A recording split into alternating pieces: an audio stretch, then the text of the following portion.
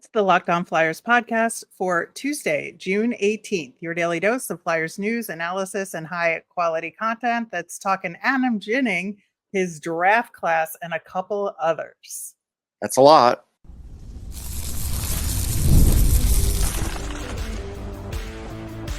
You're Locked On Flyers, your daily podcast on the Philadelphia Flyers. Part of the Locked On Podcast Network, your team every day. Hey there, and thanks for making Locked On Flyers your first listen every day. I am Rachel Donner. You can find me on Twitter at @rmiriam. I'm here as always with Russ Cohen, who's on all your favorite social media apps at Sportsology. We are at Locked On Flyers on Instagram, Threads, Blue Sky, and Twitter as well. FanDuel, America's #1 sportsbook. Right now, new customers get $200 in bonus bets with any winning $5 bet. That's $200 you can use to bet everything from finals MVP to who's going to hit one out of the park.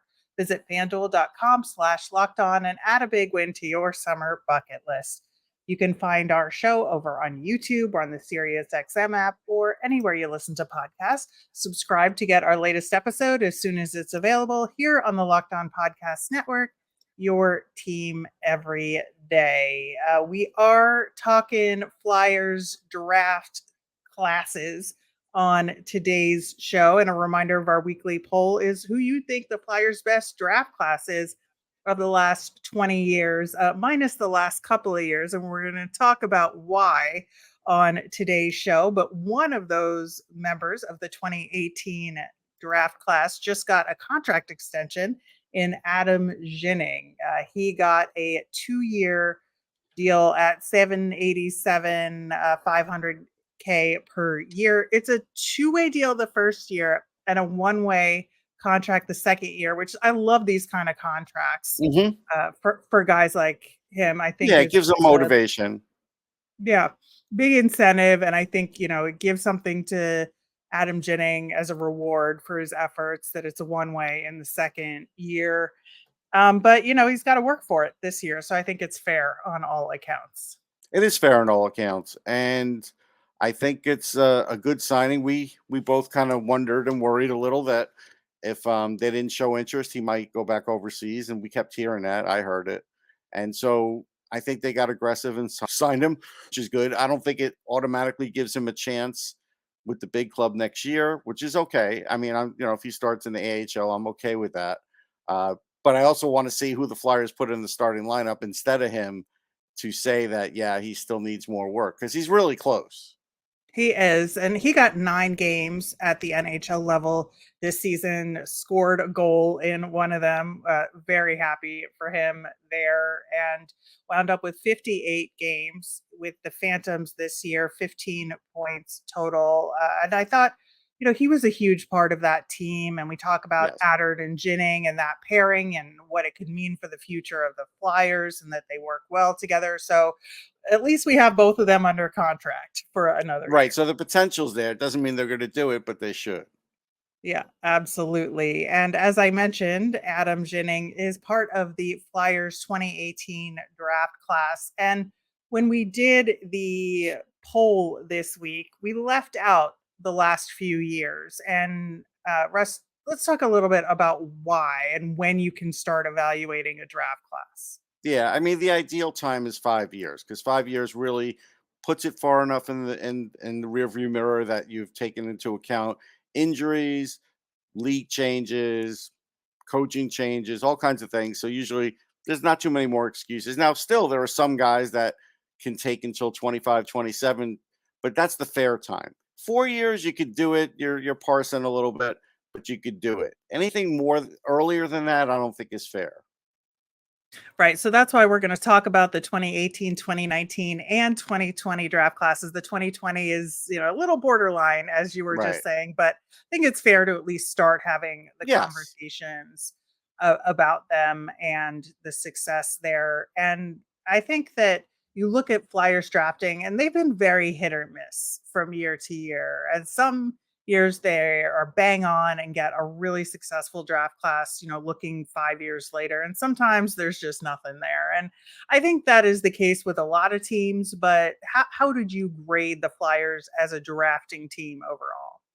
right now, and some of the people are still there from Chuck, Brent Flair, and I think they're okay. I don't think they're near the best. I don't think they're near the worst. So I think they're kind of like bordering, hovering NHL average. And I think they should do better than that. I'll be honest. That's really my feeling. Now maybe last year's draft is a step in that direction. That's a possibility. So, Yeah. but right now, that's how I feel until I see more development.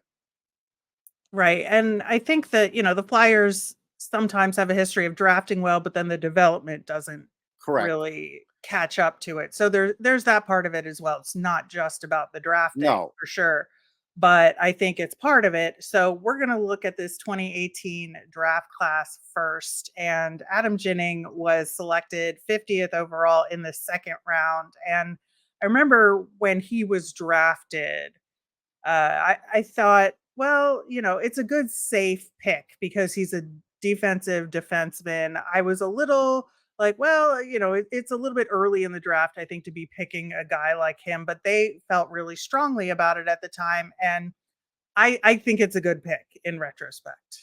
Yeah, in retrospect, he's a good pick. I didn't know a ton about him. I don't know every single European prospect that comes over, that plays, and so he was a guy that yeah. I looked at everything and said the same thing you did. You can't really go wrong with it.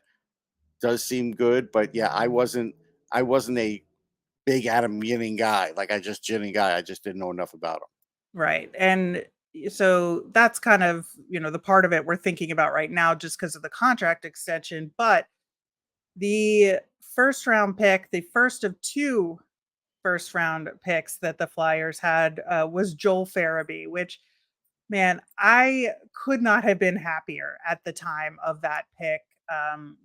As a member of the national team development program, or it was called that then, right? Yes. Oh yeah.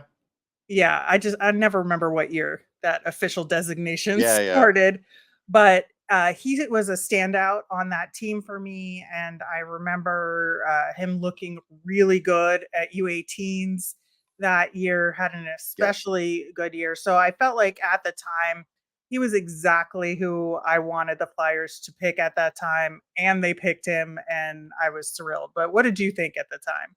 No, I thought it was an excellent pick. I mean, guys that I was high on in that draft, and again, you'll hate it. Keandre Miller. Uh, Listen, that's the other pick. We're just, I know, I know. I was really high on him. Obviously, Jack Hughes. Uh, there was Farabee, Wallstrom. Wallstrom really hasn't developed, so he was one that Yeah. hasn't developed for whatever reason, and a few others, and even some of the lesser guys like Spencer Stastny, who's right now I believe playing for Milwaukee in the Calder Cup. So good team.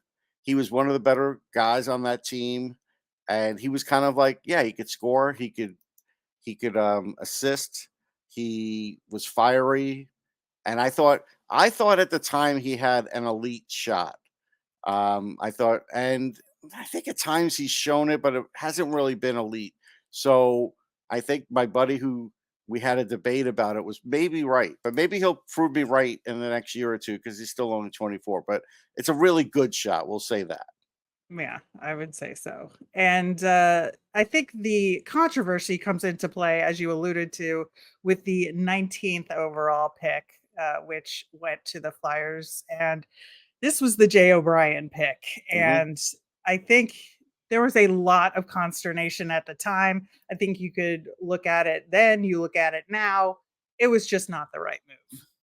No, I mean, I knew a lot about Jay O'Brien because I knew people that knew a lot about him.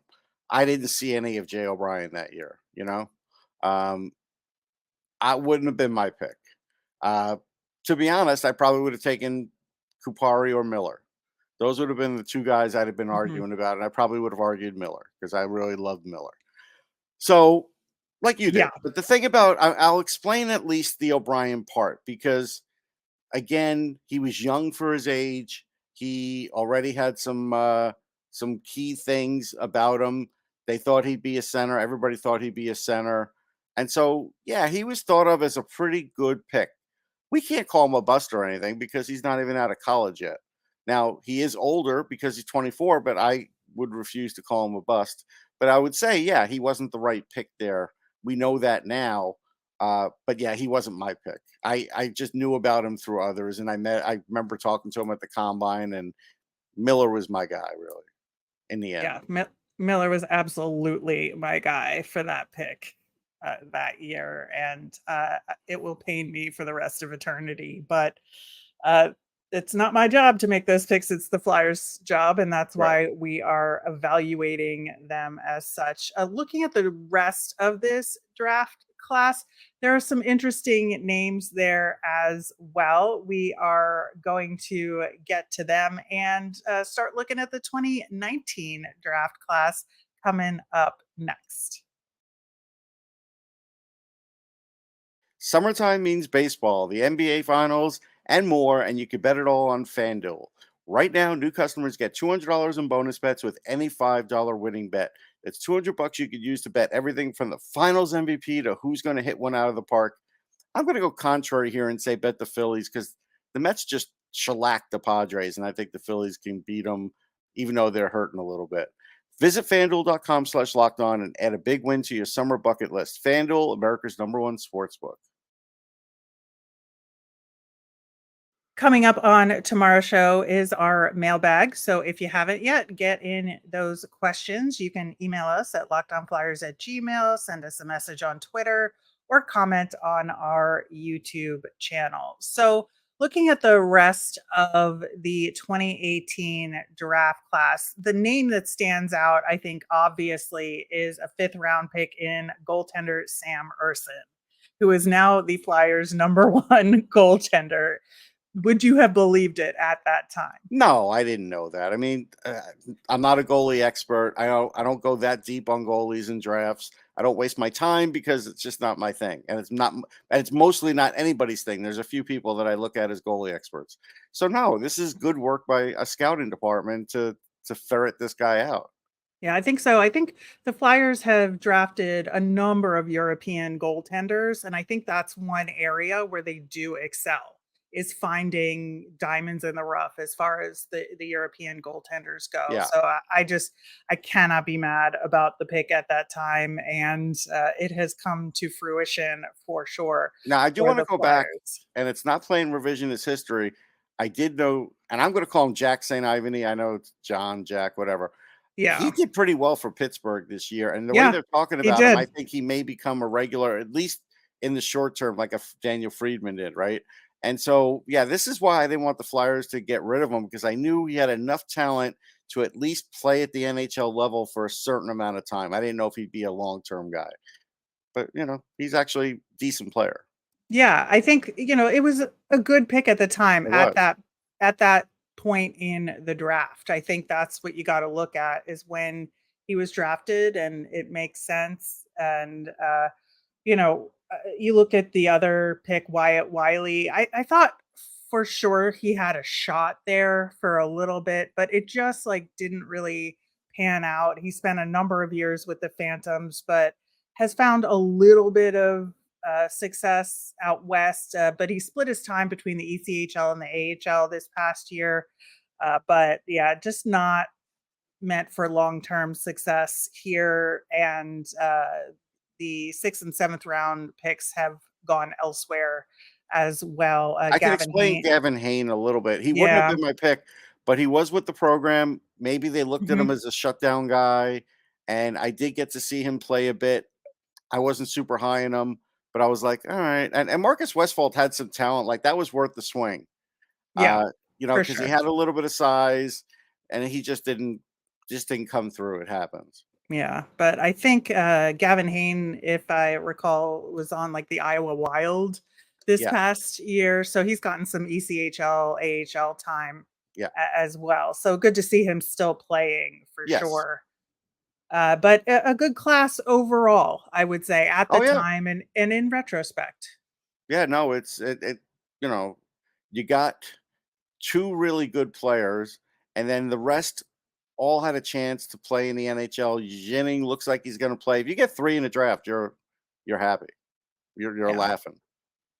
Yep. So turning our attention to 2019, this is the infamous year of the Cam York pick, where, we were all teased a little bit there. But that being said, I think Cam York has turned into a very solid defenseman for the Flyers. We've got Brink and Addard, who we talk about a lot here at the top end of this draft, and then we have the Bryce Brodzinski pick, which I know it has not worked out for the Flyers per se in terms of his willingness to sign with the team and for whatever reason, but is a good pick. Yeah. All right. So we'll start with Bobby Brink. Mhm. I wouldn't have picked Bobby Brink in the draft. I wouldn't have. I understand what the Flyers were trying to do, and they were trying to make up for the goal scoring that they missed with their previous miss, and that's fine. I mean, that with Cole Caulfield, that just didn't happen, right? Yeah, Not yet. But I think that's what the thought process was, right? My process right. would have been give me Niels Honglander all day long, every day, because he was a fire plug. I knew about him, and right now he's got 90 points in 220 games. He's not ripping it up, but he's pretty damn good. Um, Brink could be at least as good as Hoglander. There's still a chance. So that one, but Hoglander had 24 goals this year. So I don't know if Brink will ever reach that. But we'll see. It'll be interesting to see. That one is a good debate. But that one was one that, yeah, I just looked at the Flyers and said, didn't love it. Understand what you were doing here at least. Ronnie Adder was great. I had him ranked as a first rounder, late first rounder, as far as talent goes in my rankings. Right. And only JD Burke of Elite Prospects noticed that and actually said something to me because a lot of people didn't know Ronnie Adder. They just didn't know him because he was an overager. He was passed over. Yeah. When I interviewed him, I knew he was a kid that was going to work his tail off. He has. I believe he'll be an NHLer. So I really loved that pick. I did. Yeah, I do too. And that's why I think that, the Brink pick, and especially at the time, looked like a really, really good pick. There was a lot of promotion around him or a lot of Hmm. talk around him. Um, I don't think anybody really thought he was a first round pick, but he was a No. high end second round Hmm. talent, right? Yes. And Addard, once I found out about him, yeah, I was like, who is this guy? Right. Right, when they picked him, because it kind of came out of nowhere in terms of who people were talking about for that third round pick, but was very pleased with it. I think, the pick that obviously the Brzezinski pick that turned out to be a huge swing in the seventh round that paid off, except for it didn't pay off. I think that's going to hurt the most in this draft, Yeah, honestly, because it's over the Caulfield York thing. yeah, only because this would have really like filled it out. This would have Yeah, been like, okay, you got 4 out of this one. And but look, I thought Millman was a pretty good pick. And after talking to yeah. teammates and such, now am I throwing am I giving up on Millman? No, I am not. And I will say that because I just don't feel like he's been used correctly or had the fair shake in the Flyers system with the guys that have gone through and everything else. I feel like if he ever gets out of there, he will get a chance. He's still only 22, Rach. And so Yeah. I think there's chance for him. So this was a good draft. It could have been much better. We're not going to harp on that, but I think it was still a good draft, but it could have been a great draft. Yeah, I think so. And I think, you look at the goaltender that they got in this draft, Roddy Ross, who did not stick with the No. organization. And there was a lot of pretty solid goaltenders available in Hmm. this draft. Kochikov was in this draft, I believe. Yeah, he went in the second round, though.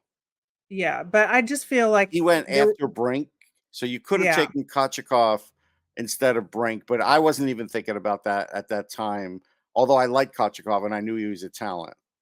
yeah, I just feel like there was an opportunity to maybe get a slightly better goaltender That's in fair. this draft, and they weren't able to do that. But like you said, I feel like this was a very strong draft overall.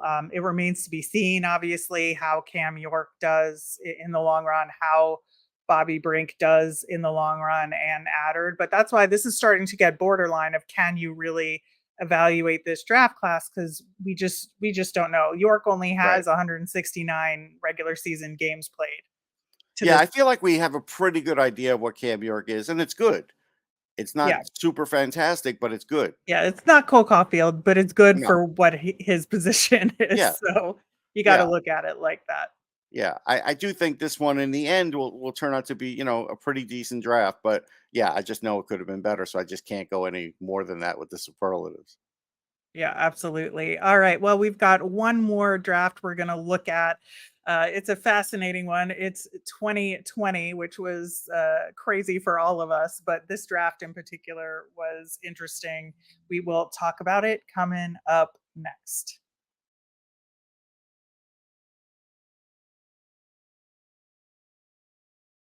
All right, so the 2020 draft, obviously smack dab in the middle of COVID. There was a lot of uncertainty around this draft. A A lot difficult of draft for everybody, really. Yeah, and it was mostly because there's just a lack of opportunity to see a lot of these guys, right? Because seasons got cut short, tournaments were canceled or postponed, all of that. Yeah, I remember doing it from home. I was out on the road in the early part, actually, not the early part. A month before everything got shut down, I was in Windsor, London, a few places, and then the world shut down. So then I Right. had to rely on the rest on just video and whatever else I could get. Yeah. And so it did. It got hard. Uh, it's interesting because, with the first pick with Tyson Forster, right, at 23, I love the pick. I don't think I would have changed it. I mean, there were guys that I liked, but I didn't like Zary enough. I like Justin Barron, but not enough. I like Neighbors, but not enough. Uh, Ridley Gregg was probably the other one that I was like, Yeah. surprised they didn't go for him for obvious reasons with his dad and all. But they didn't.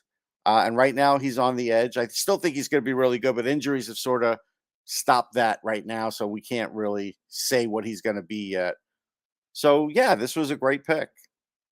Yeah, it was interesting because you look at the pick right before Forster, which was Hendrix Lapierre, who I really, really like as a Oh player. We've yeah, seen him me a too. lot on Hershey when we talk about the Phantoms, but he got some decent time with the Capitals Yes. this season and has turned out to be a real solid player. But I just don't think he's as good as Tyson Forster. No, he doesn't have the shot.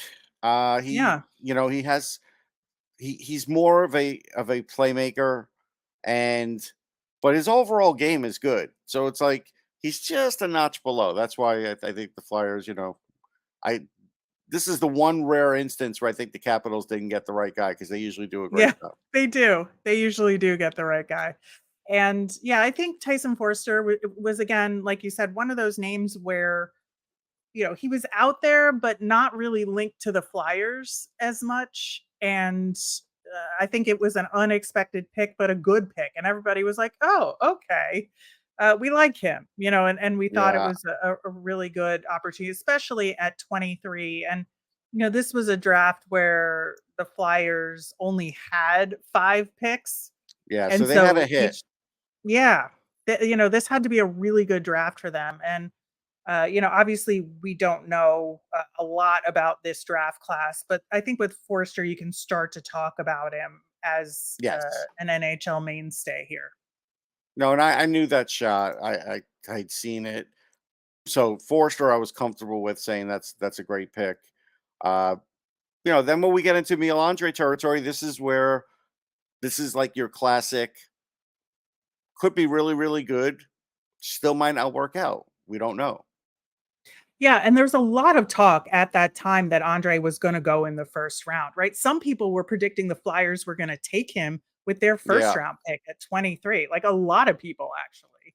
Yeah. I mean, they definitely got value as far as the talent, like what could be. No question about it. Because, the only other guy that I would have known to go after would have been Mason Lowery, who's playing right now for the Bruins, because I'd seen him in the USHL. I mean, it's possible right now, while Lowry's got, the lead on him, that Andre could still pass him. Like, because so we don't know.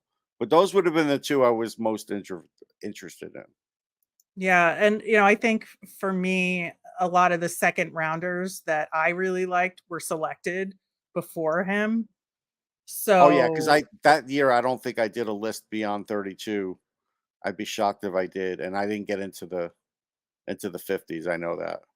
yeah, well, interestingly, Helge Grans got selected at 35 in that second He round. was I a big. love I knew about Helge Grans, Yeah, and yeah. he was that was a potential talent, and I remember talking to the Kings about him, and we'll see. I mean, there still may be something there. Yeah, and obviously, I really like Brock Faber at the time. I like Oh, Luke Faber, I Buck. loved. Oof. Yeah, at the I knew time. all about So, Faber. yeah, so the fact that Emil Andre dropped, I felt good about the pick at the time for Yes. sure. I just think that, he has a ways to go and, some time to do it. And then you look at the rest of the draft class, you look at Zayd Wisdom in the fourth round and was an incredible story Yeah, I at the knew all time. about him, and I thought that was a decent pick. I was like, Yeah. that's a good pick. Things happened, injuries happened. He hasn't really developed. Maybe he still will, but now there's a little more of a question mark there. Yeah, and I think that you look at Elliot Denoye in that draft and, he's had his struggles this year, but there was a lot of potential and like I think people forget he was a 5th round pick a lot of I times think they did. that people put higher expectations on him simply because he progressed so much so He quickly. did. There was a lot of numbers coming out of the queue, and we try and talk about the queue numbers where Mhm. they do get a bit blown up. I like the kid's makeup. I like his personality. There are some things I definitely like about his game. There's still a chance for him, but this year he really has to clean it up. And, I think Connor McLennan is another little heartbreaker Yeah. in in the draft for me because, at the time I was like, "Oh, this is an interesting pick and he could potentially, get somewhere here." And then his career just took off with the Winnipeg Ice in the WHL. With his last year there in 22-23 getting 92 points and we're like, "Oh, we got something here." And then it just did not work out with the Flyers organization, and I was very Sometimes, bummed about that. yeah, sometimes it's hard to figure out the guys that when you play with elite talent like Zach Benson and Matt Savoy and Connor Geeky, was he a derivative of that? Did he benefit from that? In Mhm. retrospect, it seems like he may have. Yeah, it could be, I think he struggled with some injuries this past year, Yeah. but played a little bit for the Chicago Wolves, a little bit at the ECHL level, and played for the University of Alberta. So, If you look at his numbers, the numbers are gaudy, and he got them, I think, because of the talent he was playing with. He's got some yeah. talent, don't get me wrong, but yeah, I just, so that's a tough one. But yeah, so for a draft with only 5 players in it to have, 3 of the 5 one's definitely in the NHL, 2 more have a high potential to get to the NHL level and There's something there, and at least they yeah. got the one, and so that's good. Yeah. So But they far need so good, but 2. it 2 is a yeah, successful draft, and that's what we gotta see if the second one pans out. It should. even with just 5 picks, you think you still Yeah, have it to doesn't get matter. 2? You still gotta get 2. It doesn't matter. Even if you get Alright. 3 picks, the rule is you gotta bring home 2. Like, that's it. That's the scouting department's job. All right, that's fair. But we still have a lot of time with the 2020 draft. And obviously, there's drafts more recent than that, but we are not ready to talk about them at all in terms of evaluating the class. Need a little bit more time. So next year we'll talk about the 2021 draft, I guess, and Yeah, we probably as will. as part of this. But yeah, any closing words on evaluating draft classes? Yeah, I think it's fun to do. I think if you look at it with the right lens and you're not too overly critical, like for the ones that are closer, like we just talked about, I think there's some things you can glean from that. But I also think Flyers fans could see where they could have done better too. So it shows both sides. It shows some really good picks. It shows some not some great picks. It also shows how the draft is a crapshoot many times. So as much as information as like you said, development matters too. Yeah, I think this is the I'm not a gambler by any stretch of the imagination, but the NHL draft is my favorite form of gambling Right. out there because Mine you're too. betting on a person. Yes. And I think that's, and their success, and you want the success for them in the long Yes. run when your team picks them. So that's why it's my favorite No question, type I get of too invested gambling. in a lot of Yeah. prospects because I just interview them Uh, all year. I see them in all the different, tournaments, and yeah, you can't if you're human, you can't not like them. Absolutely. All right, that'll do it for today's show. We'll be back tomorrow with that mailbag. So get those questions in. And you can let us know on Twitter at Locked On Flyers. You can email us at lockedonflyers@gmail or comment on our YouTube channel. Make sure you continue to vote in our poll on your favorite Flyers draft class from the last 20 years. I am Rachel. I'm on Twitter at rmiriam. That's RMIRIAM. I'm Russ. I'm at Sportsology, SPORTSOLOGY. Locked On has launched the first ever national sports 24/7 streaming channel on YouTube that's also available on Amazon Fire TV and the free Fire TV channels app. Locked On Sports Today is here for you 24/7, covering top sports stories of the day with local experts of Locked On, plus national shows covering every league. Find Locked On Sports Today available on the free Fire TV channels app. Have a great day, everyone.